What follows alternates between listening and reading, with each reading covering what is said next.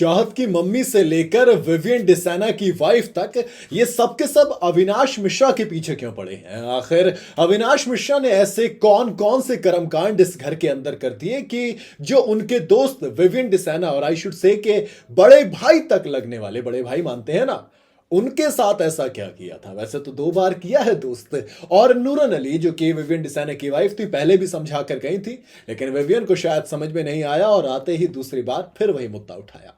इससे पहले चाहत पांडे की मम्मी तो भैया हमको ऐसा लग रहा थोड़ा सा ज्यादा करती हुई नजर आई थी। थोड़ा सा ज्यादा से मेरा मतलब है कि कई बार आपको वो मुद्दे नहीं उठाने चाहिए घर के अंदर जो एक्चुअल में घर से बाहर के हैं। अगर आप उठाएंगे तो फिर बहुत सारी चीजें उठती हैं। शुरुआत चाहत पांडे की मम्मी से करेंगे।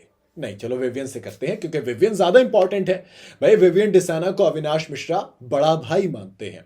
अब नूरन अली ने बड़ी सिंपल सा और लॉजिकल सवाल पूछा और जवाब मांगा उसका कि देखो, नॉमिनेशन का मतलब होता है इविक्शन, यानी कि आप नॉमिनेट करोगे ताकि सामने वाला गंदा बंदा बेघर हो जाए।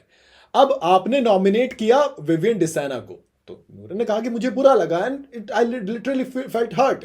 उनका उनका दिल टूटा उस चीज से। कहा कि आप एक ऐसे इंसान जिसको आप भैया बोलते हो, उसके साथ आप ऐसा नहीं करते। आप क्या कर रहे हो? आप करण के साथ हाथ मिलाओगे। उनका जो मुझे लगा हो सकता है आपकी अपनी ऑब्जर्वेशन कुछ और हो सकती है, बट मुझे ये लगा कि आपने विवियन को नॉमिनेट किया ताकि ये बाहर हो जाए, मैं और करण आपस में हाथ मिला के हम दोनों फिनाले में जाए।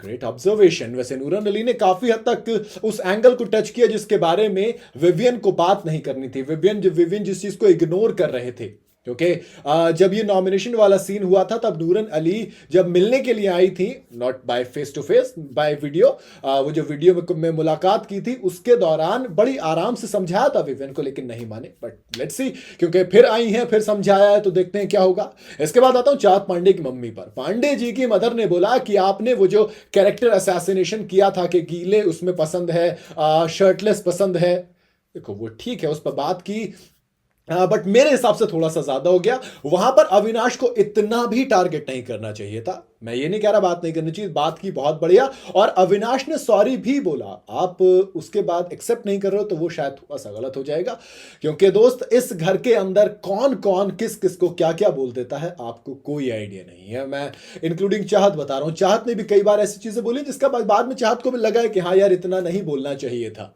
तो कहीं ना कहीं दोनों तरफ से होती हैं चीजें। और बिग बॉस के घर के अंदर की एक कहावत बड़ी पुरानी है कि जो बिग बॉस के घर के अंदर होता है वो घर के अंदर रहता है, जब आप बाहर जाते हो तो तमाम चीजों को भूल जाते हो।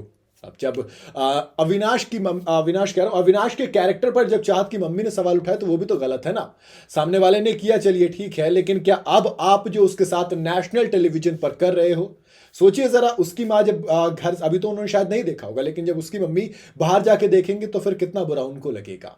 थोड़ा सा सोचना चाहिए था मेरे हिसाब से। वहां पर अविनाश के साथ ज्यादा हुआ। बाकी ये दिलचस्प बात है कि एक अविनाश 2 के निशाने पर आए, और वजह भी काफी हद तक वाजिब सी आप मानेंगे।